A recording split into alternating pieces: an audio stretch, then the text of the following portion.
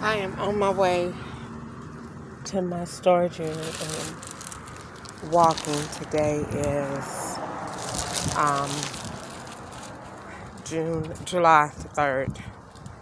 And I thought I would talk these other few minutes out so I could get my tail up this hill. Usually if I'm talking and I got a real good conversation, I'll bypass all this walking, especially in this heat. And it's not even that hot today, I'm just tired. But anyway, so today is a good day. I'm not going by what I feel. What I feel is very, very disrespected. Very disrespected. As I think about certain companies and things that they did in order to make this come about, I feel very disrespected. So, in terms of everything going on, I really thought I had an ounce, probably. Nah, I'm not going to say that. I was going to give, a company an out that maybe they didn't know. Is it possible that they could be going around them the way they go around everybody else? Yeah, but nah, not when you see people working together to form alliances, no. So anyway, so I'm making this video because I can't talk to my husband on the phone. It's pretty much whenever they say so. And so I'm gonna chill right here and make this video really quick. I need to get up the hill and basically tell him that although I still believe that the divorce, I'm not going to say that, I am going to say the divorce is not of God because that's what the Bible says. And then I'm going to say that in our relationship, I don't know what is supposed to happen. I just know things that I prophesied to him that are happening now. And that makes me really, really, really feel some kind of way as to how I proceed. And it makes me be cautious because, these are conversations that were heard and the FBI know they were heard. For example, in the conversation that he would be alone and would be crying a lot and would be going through hell was in 2018 around September, and it was at the In-Town Host Suites Hotel in the lobby. And I know for a fact the FBI was there because they tried to run me over on that night, that very same night. The man in the white truck, whoever was working that day, I'm sure I wrote his tag number down because he slammed me and tried to hit me. And so, by the way, that's a universal abusive language between y'all because 315 YMC or YUC in South Carolina, she was the first one to bring that, and she was black. And she did it at the point when I was making a sale. And she said, she probably was using spiritual analytics, now that I think about it, because she brought the threat in a reverse way. When she was like, this happened. I thought this happened to you. And she was making a threat at that time. But 315 YUC or YMC, it might be 315 YMC, South Carolina. Blue and white tag, black female, about 40 to 43. She was in a blue Chrysler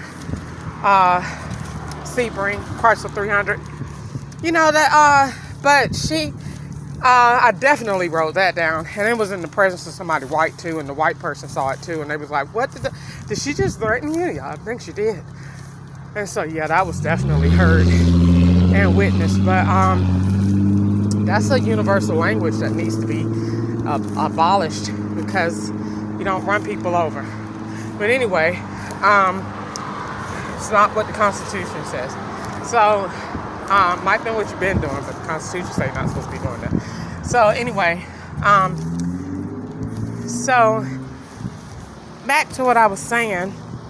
I wanted to make this video about him or about what I chose to do in the situation with Ketchup, because I'm thinking that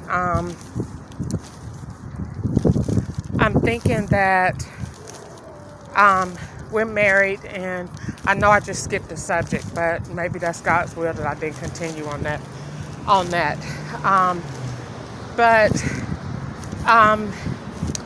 I'm thinking I need to make this video so I know what I need to say and what I need to write, and to appeal to him since I can't talk to him.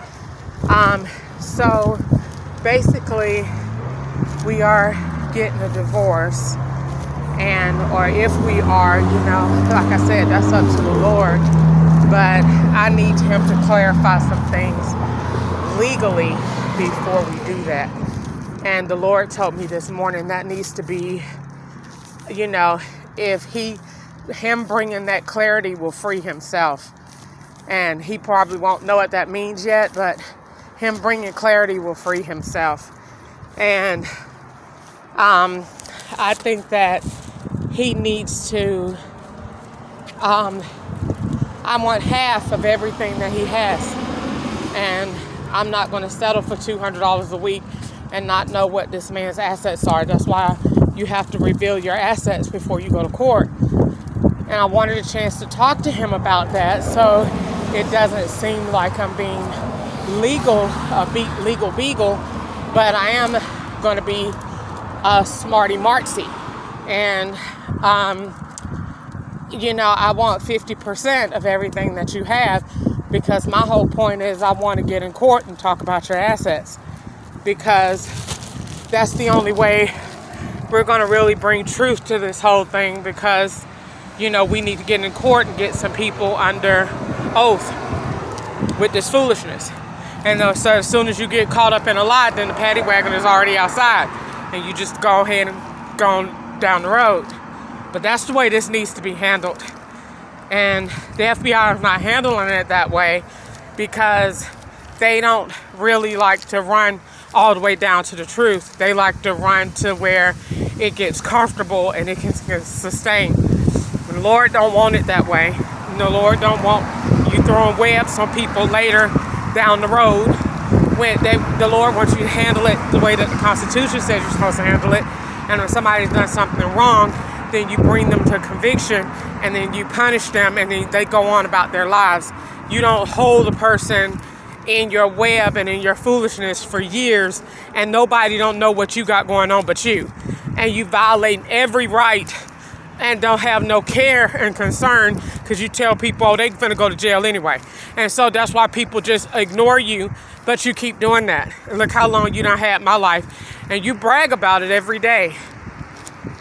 But we need to get in court, and I pray that we get in front of a judge, and that he better be a judge with some integrity, because every place that y'all sending me, I'm going to write the attorney generals and let them know the FBI is going to bring me your direction. And when they do, long as you know that you're getting sued before I get there, we all good. And let all your judges know and all your jurors know you won't be getting any payments, because I'm going to have federal eyes on them people for the next 5 years until I get free. You won't be getting any payments. You won't be getting none. So I won't be doing that. I'm going to put a stop to this foolishness that be going on in this world.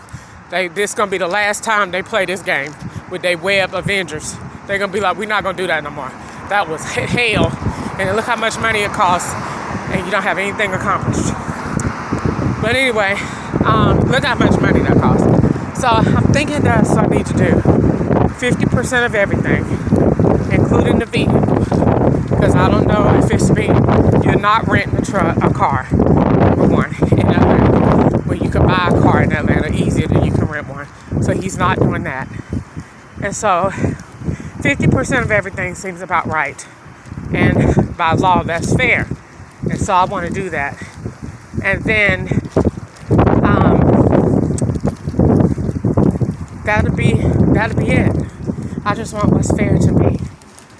And I know he's not giving me that for on his accord. It's benefiting him because the FBI has him doing that, because this is a part of this person over here in this car.